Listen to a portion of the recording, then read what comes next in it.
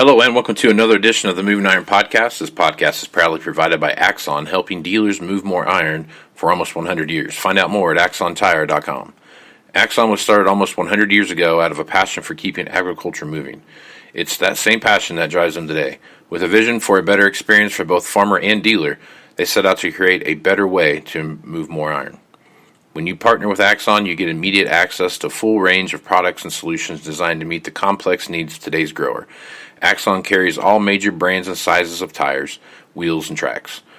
From custom colors and sizes to fully customized wheels, you can have the solution for virtually any problem today's farmer is trying to solve. To find more or become an Axon dealer, please visit axontire.com. Moving iron in the 21st century. Hard-working people working hard for you and me. Moving iron, time and time again. Through the years you'll find us here.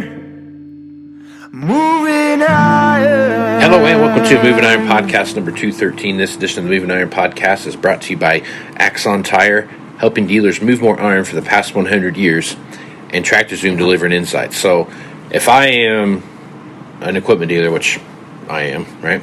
And if I have equipment that I'm trying to figure out what's going on in the marketplace, and I really wanted to dig into that and find some trend lines and really see what's going on out there and what upcoming auctions look like and all that kind of fun stuff, where would you go, Aaron, to get the latest and greatest auction information? Certainly not the classifieds of your local paper. That's a good point. Yeah. You're going to want to go to tractorzoom iron comps. That's right. That's exactly right. You don't need to collect all of those cell bills anymore. You can actually see it all in one place, ever so gently nestled on the internet. It's a great place to go check that out. So if you're interested in looking at that, after you see how awesome it is and you decide that you want to subscribe to that, use Moving Iron at checkout and you get yourself a sweet little discount. I'm a big fan of discounts. How about you, Aaron? I am. Yeah. I am. I'm also a big fan of nestled. Nestled, yeah. Being nestled is a nice thing. Being nestled. I'm not going to lie to you. Who doesn't like to be nestled? Exactly. That's exactly right. Okay.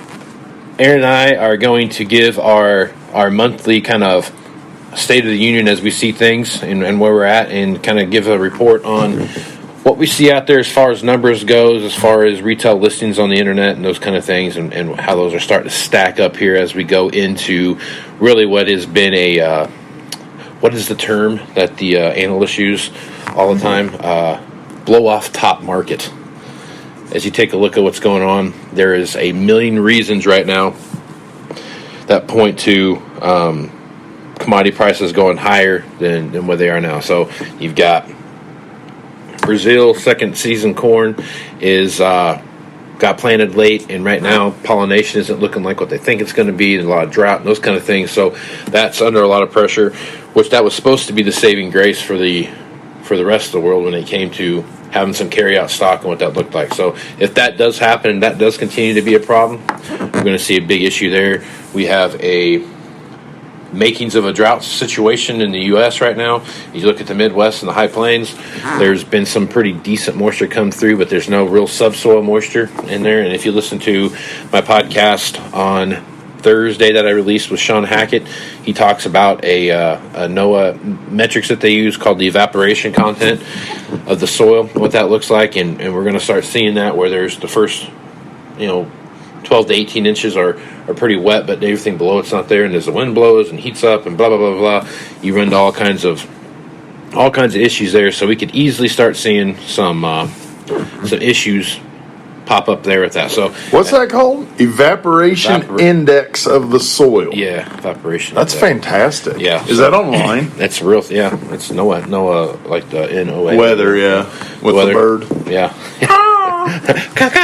They kind of do that, and they've got it out there so you can see it. But yeah, so it's a real thing that they track and that they monitor. So drought situation possibly happened in the U.S. We got the stuff in Brazil.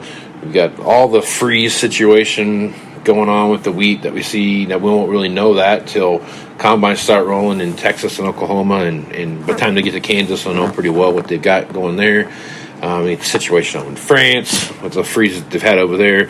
This latest freeze that we've seen come through here earlier this week with Iowa, Illinois, Indiana, snowfall, 2 or 3 nights where you had somewhat of a soft freeze down into that 28-degree, 29-degree temperature range. So you have all this stuff going on. So as you look at the commodity marketplace, there's nothing out there that says there's not going to be a takeoff somewhere in commodity prices. We can see $8 corn again plus some. It could be something like that. Oof. It's $18 beans. All these, because really there's no, if everything continues at the Each same time, soybean is $1. yeah, that's kind of something like that. So They're gonna put them in those, like, you go to a restaurant in a small town, Lions Club's got their little peanut vending. Oh, yeah. You put the quarter in and turn it. Yeah. That's what they're going to do. You get like 5 That's the only peanuts. way you can get soybeans now. You Yeah. put in a quarter, you turn the handle, and you get a handful. yeah. So the crazy thing about this kind of tracking this information that we see happening is that it's been a slow trickle. Some of it's been a slow build even since November, December of last year to where we're at now, and then all of a sudden March comes along and just boom, a big swath of stuff comes out. So, Aaron, you're on the phone all day long, every day, talking to folks out there, buying, selling, what have you, what's going on. What do you see happening out there? What's hot, what's not, and what's the 511 on the sitch? What's the DL? Everything's moving very, very well. Combines are getting very hot right now. Tractors is pretty much just a world of, if you can get it, it's probably sold. There is a substantial amount of equipment advertised out in the world that nobody can touch till for another 2 months. Right. We are in the same boat. Yeah. A guy asked me yesterday, well, what do you got for tractors? I'm like, 3. So there's that. Right. I wouldn't say there's any dark spots right now. There's nothing out there that's like, ugh, other than 12 through 14, but But even that stuff's kind of selling. not. I mean, it's not like it's dead by any means. No, but we're getting leapfrog again.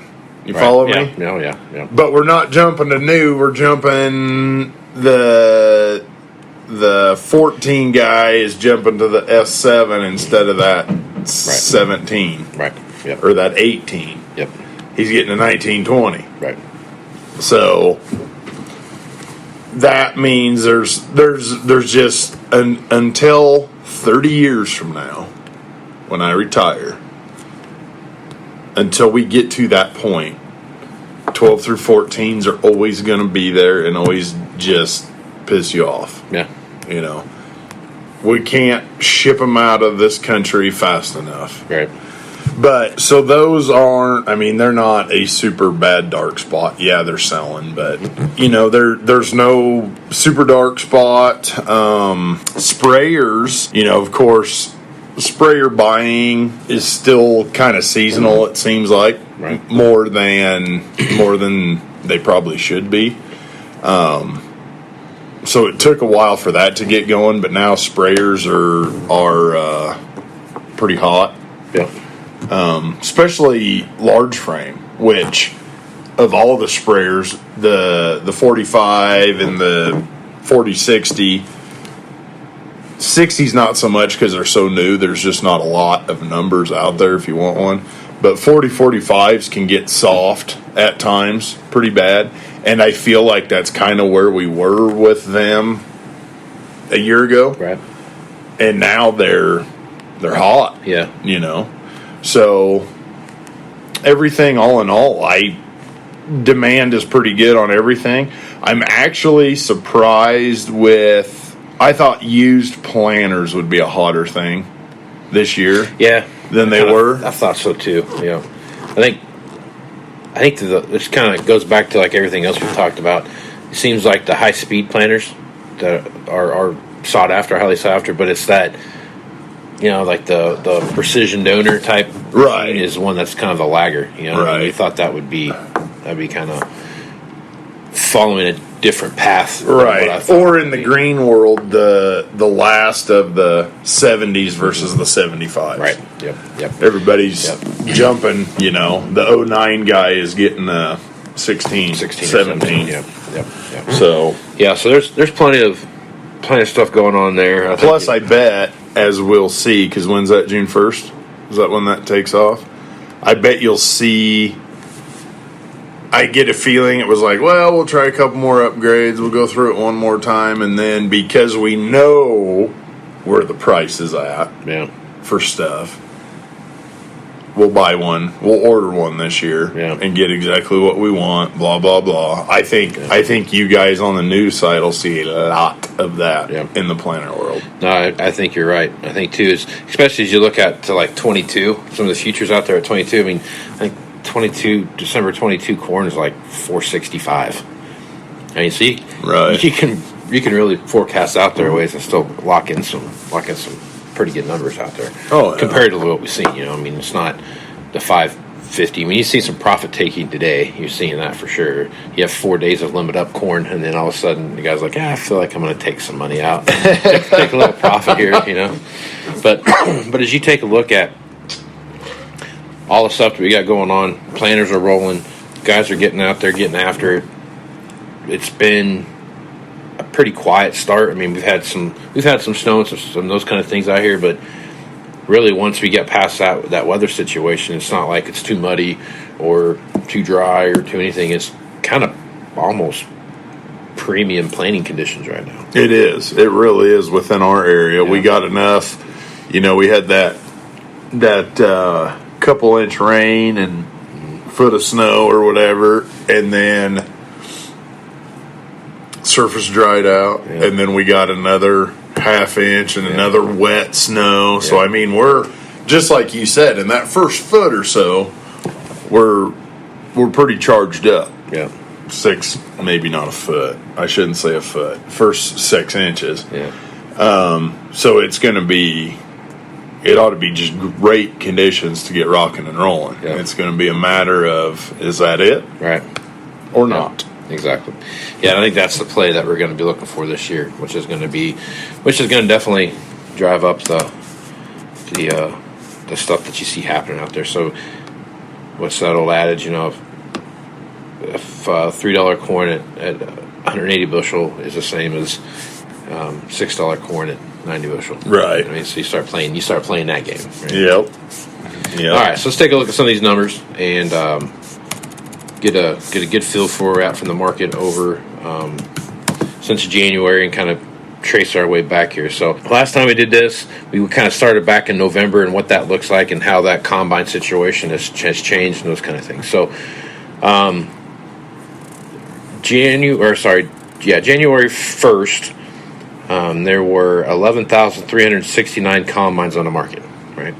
If you go, 11,363 combines on the market. So if you fast forward to where we're at now, which is a typical situation you see, January, February, typically March are all time frames where a lot of combine inventory grows because everyone's getting their combines in, we're taking the trades, those kind of things. As you look at what we see here, we have less combines on the market today than we did in January with 11,179. So since the 1st of January, we've seen a reduction of just about 200 units. But the previous month, in March 1st, there were 11,756 combines on the market. So we've sold, in the month of March, 600 combines got taken off the marketplace. That's a fair amount, right? That's a big. And what big did somebody just say on the world famous podcast? Combines are picking up steam. They are. How about that? They are rolling. I wasn't full of shit. For once. Right? For once in your life. I'm a little surprised, honestly. All right, so now we just talked about sprayers and what you saw happen in there. Month over month, if you look at March 1st to April 1st, 3,235 combine sprayers were on the market in March. and in April they were 29.41. So that's a pretty big decline of about around 300. So fast forward, go back in time to January, and there were 22.06 on the market. I'm sorry, wrong line. There were 35.82. So we are again same situation that we saw there. We have less combines in the market, or combines, keep saying that, sprayers on the market than we did now. So again, we're seeing some good moves there. So we're down since January. We're down about 600 units over the time. So that's, if you think about that, that's quite a few sprayers. I mean, as far as the overall population. Absolutely. Floaters, if you look at where that's at, the floater market is 667 units at the 1st of April, and at the 1st of March there were 715. 751 if you go back to the 1st of January. So again, we've seen, again, we're down almost 100 units. Again, that's a big chunk. That's 1/6 of the marketplace that's been liquidated. So that's a big deal. All right, so let's get talking about tractors here. So tractors on the 175 horsepower and greater range. So we're talking all 8Rs, all your bigger row crops, those kind of things. Those are all Magnums and Challengers and Massies. Oh my! Yeah, exactly. So at the beginning of January, there were 13,230 on the market. Today there are, this is a big drop, 10,837.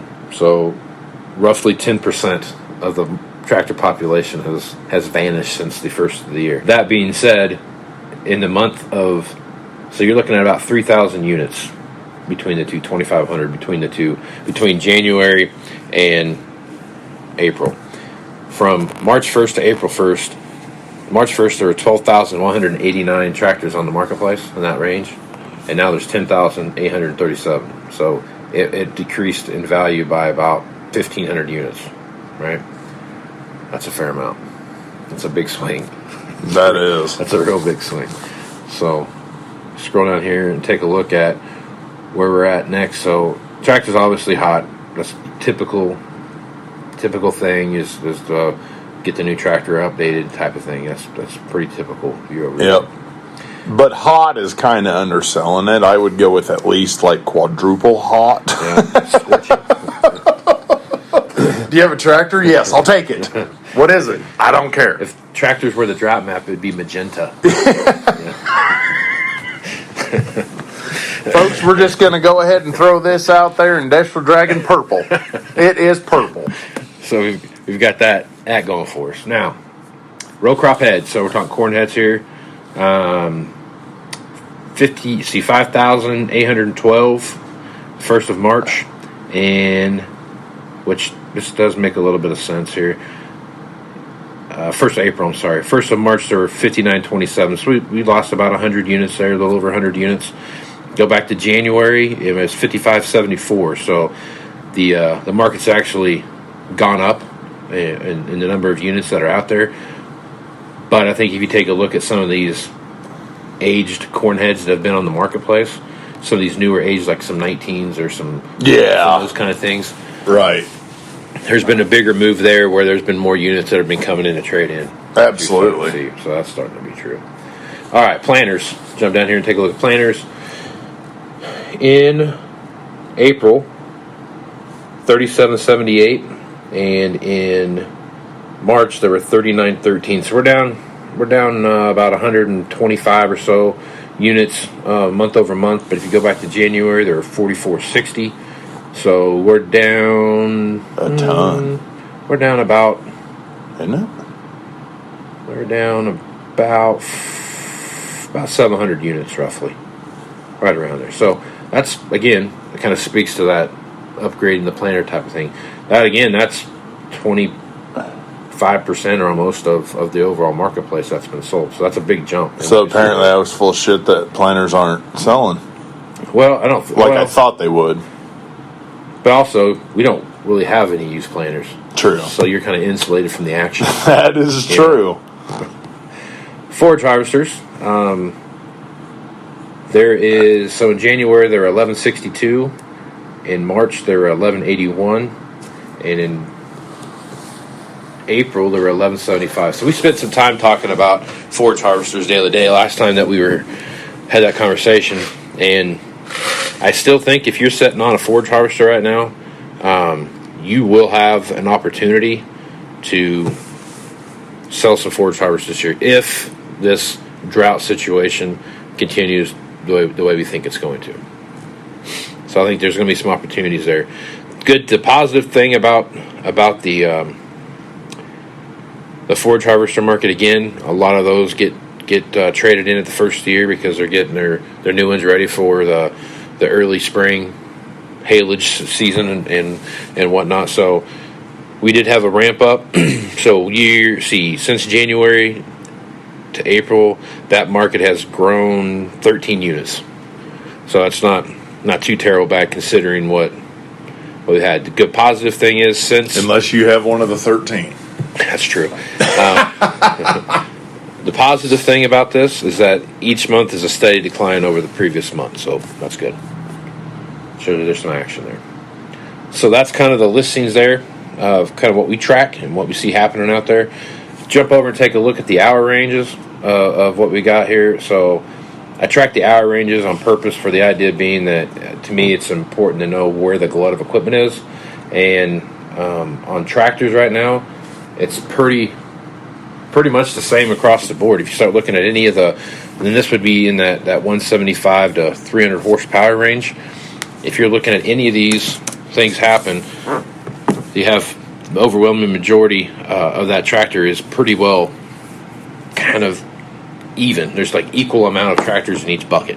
Yeah. You know what I mean? More so than it was, say, a year ago, and especially like a year and a half ago. Yeah, a year and a half ago it was very much a very distinguished bell curve. A year and a half ago to 2 years ago, we argued about this on the podcast, that 2,000 hour to 4,000 hour tractor and how damn hard it was to sell. Mm-hmm. I would take 1 million of those right now today. Yeah.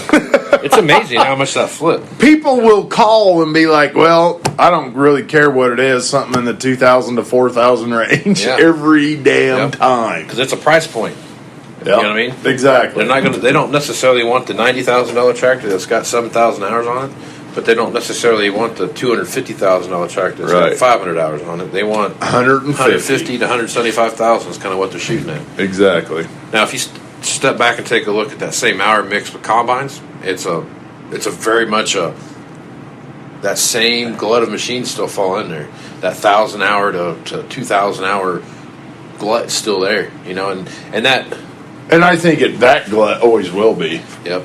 But the interesting thing to watch is that 1,000 hour bucket. That how do I have to break it? So from like 1,000 hours to like 1,250 hours on that 750 to 1,250 range, it just keeps growing.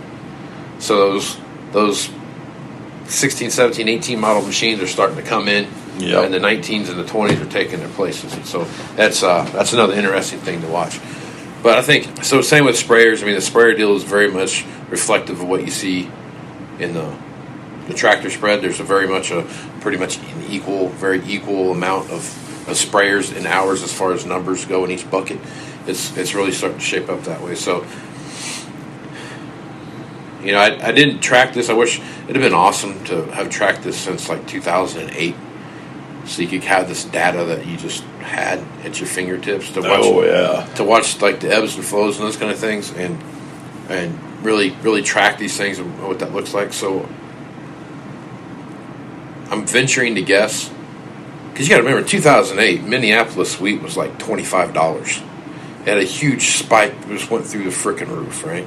And then you had 2009, 10, 11, 12. You had that steady build and steady run up in prices to, you know, the 1 day corn hit $8 type of thing. And I bet you if you go back and look at how machinery buckets were falling into place, it would mirror very much. Oh, absolutely. Very much what we see. It would be interesting to see, though, from the day that happens to the day that glut hits. Right. And then the next, you know, and then have, like you said, you'd have a decade and a half of that stuff now to look at, dig into and be like, oh, okay, so this happened then, and then X amount of months, here it shows up. Yeah. And the same thing, That would be super cool. Yeah. And I think... Good idea. Yeah, well, just keep doing Fire up the DeLorean. But if you had... The one thing about this that I think is going to be cool to watch is how long...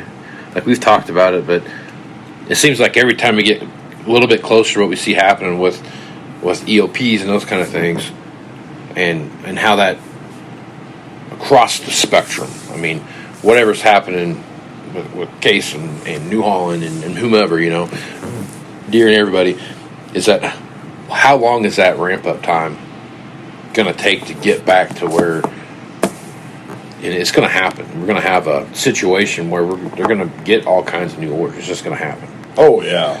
So well, what's that look like, and then what's that supply chain look like on the backside? Right. You know what I mean? What worries me more is the volatility of ag, because if you look at 12 versus 14, that's a completely different book, man. Very much. Yeah. So if you're looking at 21 versus 22. and it feels even more volatile. I mean, it could be the end of 21. Right. It could be 22. It just it could be this huge ass ramp up. Okay, we're caught up. Too much. Yeah, I don't know, man. I think this is the way the commodity markets are shaping up, and just the way supply looks. I mean, if you go to a point where the United States just can't export anything because we have to feed our own cows, you know what I mean? And it gets to that point where the export situation is so tight that you can't. Okay, well, I can't get it from the U.S. I'll just go down to Brazil and get it. Oh, I can't get it from Brazil, so I'll go over to Ukraine and Russia to get it. It's just not there to get, right?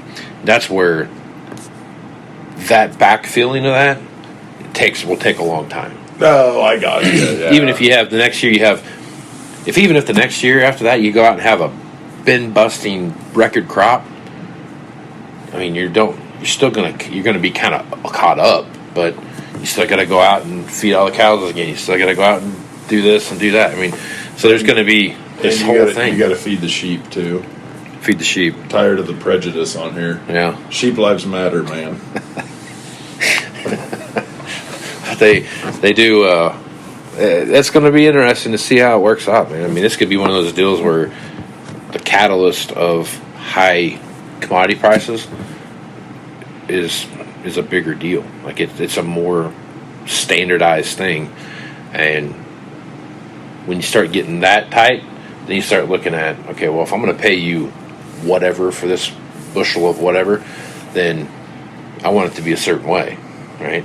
Now, as a consumer, I'm going to start demanding that I know that this wheat was grown X, Y, and Z, and the whole how the whole blockchain worked. You know what I mean, and that kind of stuff. So there's this next couple of years are going to be a very interesting time, especially when you start looking at where equipment's at. The good thing about this is we are cleaning the cupboards out of equipment, so we're going to have plenty of space for new equipment to come back into it. Right. That's the biggest positive that we see. Easy on that, plenty of space. We'll have some space. Well, we'll have plenty of space. When you're talking relative to what we have now, you're going to have plenty of space. What? 5 tractors? Yeah, that's right. 5 tractors and maybe like a used gator. There you go. So things will be banging. So, all right, man. Do you have a deal of the week that you want to throw out there? I don't. No deal of the week? I have stumbled and let America down. My goodness, there's people that are going to lose sleep tonight. I know. Because they're like, I really was wondering what the deal of the week would be. Well, we just said we don't have any. Yeah, that's right. We don't have any inventory. Yeah, that's right. The deal of the week permanently is an S780. There you Call go. me. Yeah, there you go. Definitely. It's S780s are they're out there. And you can make them happen, that's for sure. And those Class 8 combines are going to be, especially used ones, I think are going to be a hotter thing this year than we've seen in the past. Let's hope.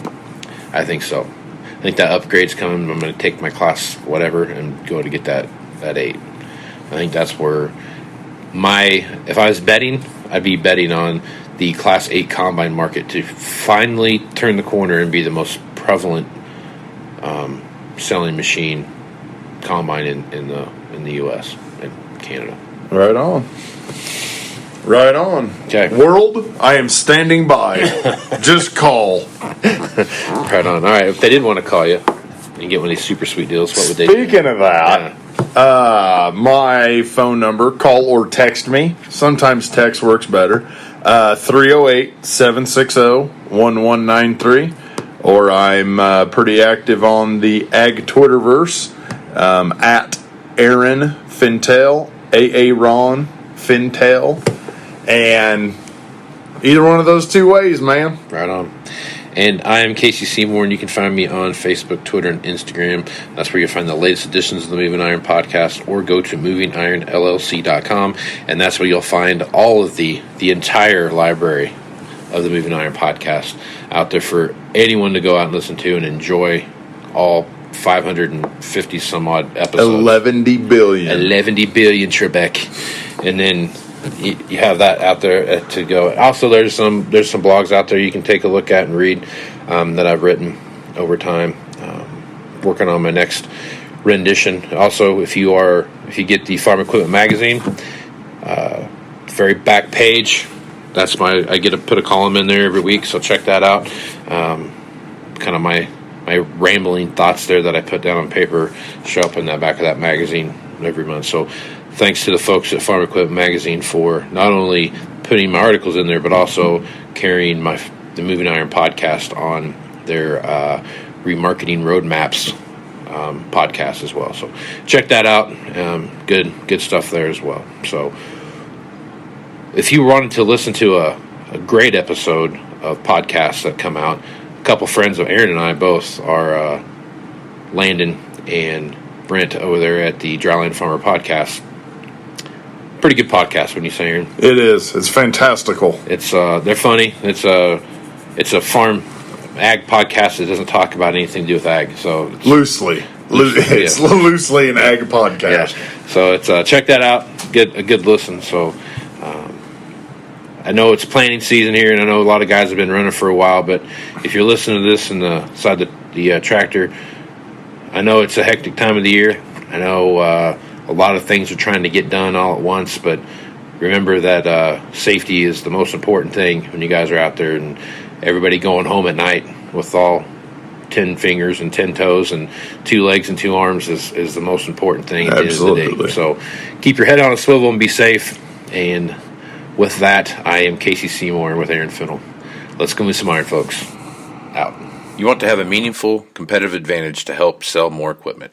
Whether you represent the sales, parts, or management department of an implement dealership, there's a surprising amount of complexity when it comes to tire, wheel, and track technology.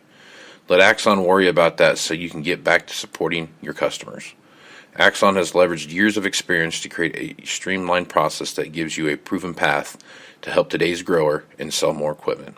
The roots of their organization go back almost 100 years to the invention of the rubber tractor tire. Supporting agriculture is the number one driver of Axon, from product development through sales and service. To find more or become an Axon dealer, head over to axontire.com. Moving higher in the 21st century. Hard-working people